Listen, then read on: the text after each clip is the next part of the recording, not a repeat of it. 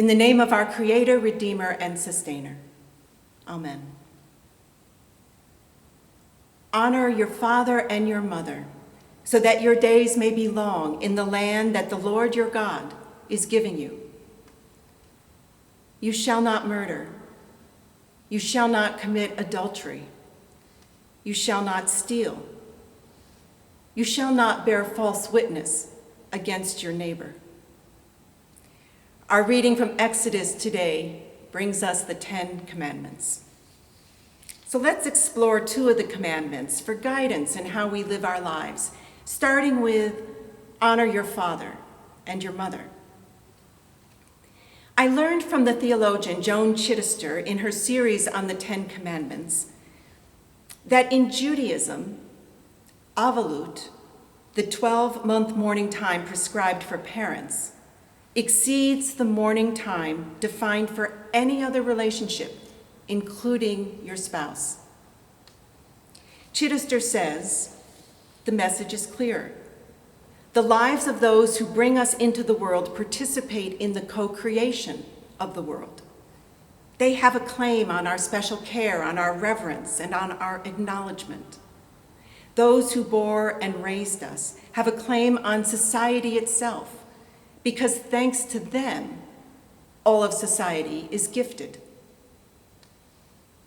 Chittister notes that the commandment does not say, love, cherish, adore your parents. Rather, the commandment is to honor. This instruction to honor parents points us to all who raise us, to all who share their wisdom. They are participating in co-creation. They are guiding the next generation. They are shaping the future. Rosalind Hughes, rector of the Church of Epiphany in Euclid, has a new book out, A Family Like Mine, Biblical Stories of Love, Loss, and Longing. The book explores how her own faith journey was informed by her experience as a child of hearing stories of biblical figures whose lives of family and estrangement, loss and reconciliation, discovery and the deep mercy of God reflected her own feelings as a child of adoption.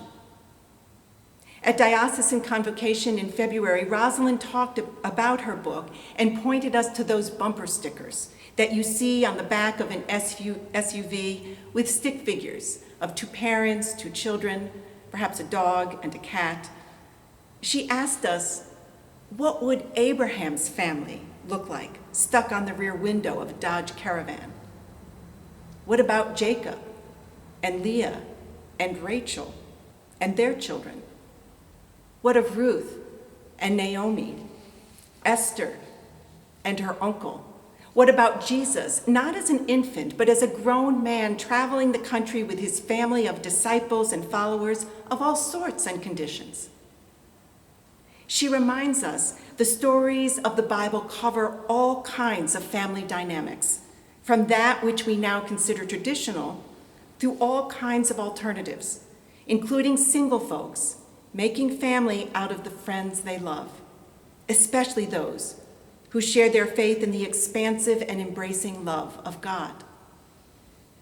It was that promise that anyone could find herself and her family background understood and adopted by God that made her fall in love with the Bible as a child and that brought her to church to find out more.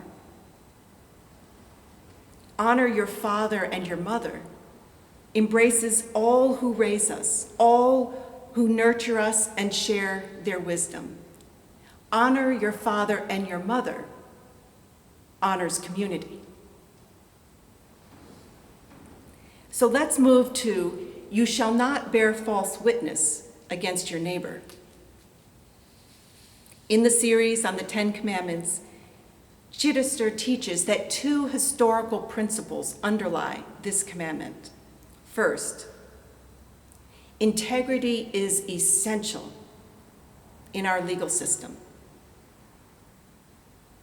Included in the Code of the Hammurabi, one of the earliest and most complete written legal codes, is a rule that in the event a false accuser is unmasked, he is to receive the very punishment to which he exposed the accused.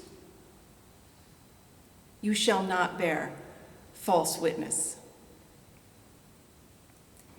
The second principle is that speech is a sacred act, because what we say creates our world. Do we take life or give life? Do we tear down or build up? Lying not only erodes relationships, it erodes ourself. With incessant lying, we begin to believe the lies. We lose touch with reality and separate ourselves from God. You shall not bear false witness against your neighbor preserves the self and honors community.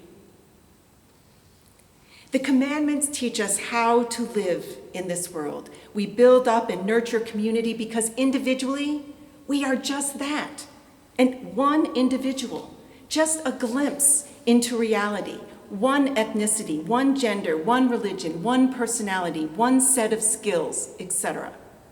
We need each other to understand the whole of existence, to become whole, to expand our horizons, and to care for one another. As always is the case with God, the commandments are not condemnation, but invitation. From our psalm, the law of the Lord is perfect and revives the soul. The statutes of the Lord are just and rejoice the heart. The commandment of the Lord is clear and gives light to the eyes.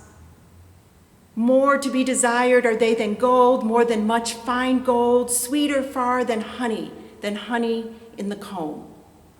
Just as parents discipline their children gently but firmly, setting boundaries for behavior so that their children feel secure and loved, God gives commandments for living righteously so that we live with inner peace and with inner joy.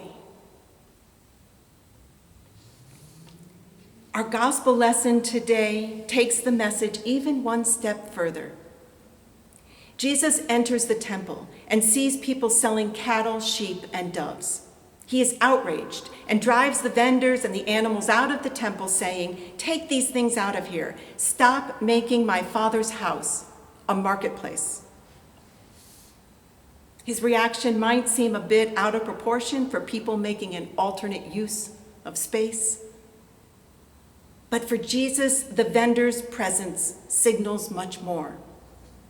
His outrage sends a message. Our faith is not transactional. Living the commandments is not our ticket into heaven. The commandments are the framework for understanding our life as a journey, an ever-present opportunity to evolve. Every day there is something more for us: forgiveness and redemption, insight and knowledge, fulfillment and giving back. In this season of Lent, a time to reflect on our relationship with God and how we live in this world with one another, might we reflect on how at times we resist community and how we might develop and mature through God's love. Amen.